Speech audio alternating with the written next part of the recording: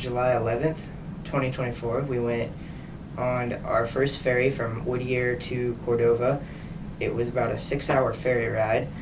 We enjoyed the outside and the epicness of the Prince William Sound.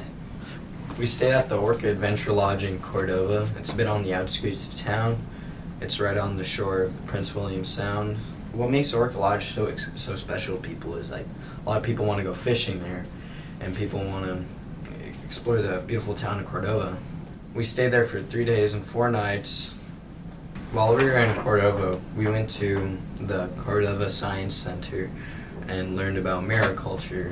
The people that showed us their kelp farms and the process of growing kelp was Alicia Cipher and Christina Rio.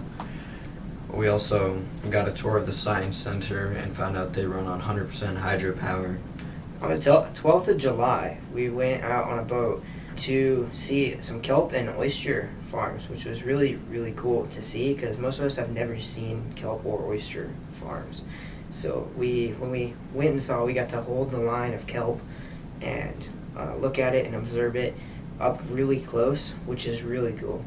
And we also got to try some of the fresh kelp. It tasted like kind of salty because of the salt water.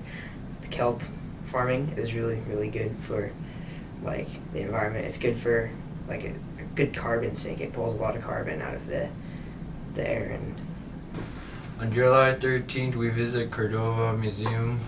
We were looking at old stuff like old tools and clothing.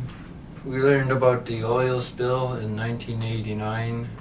There was a major disaster, making sea life in danger. On July 13th, 2024, our whole Ocean Strand went on a hike up a ski hill in Cordova. When we got to the top, we took a bunch of like really scenic photos and took a little break, and then we headed back down the hill. It was about 2-mile hike uphill. On July 13th, the whole Ocean Strand, Tommy Sheridan and his family, Amanda Glazer and her family went to Brian's stomping grounds to go eat deer soup and kelp pickle soup. Both soups were delicious. So when we were in Cordova, we met up with Kate Morse at the Copper River Watershed Project, and she was teaching us about how important it is to put water culverts under roads and like replace old ones.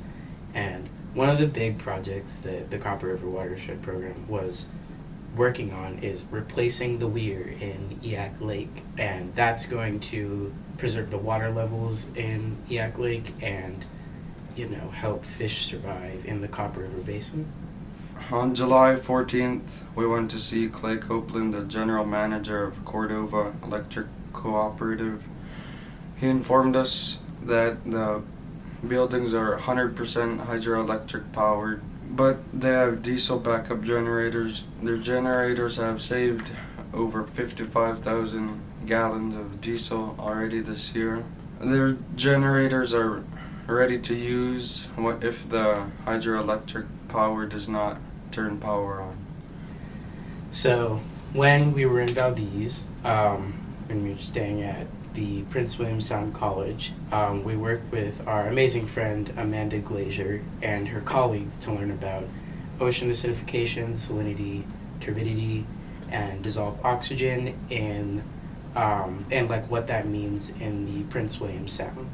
She was talking about how ocean acidification can tie into the destruction of ecosystems and how pollution around the world can affect ocean acidification, not even just in the Prince William Sound, but worldwide.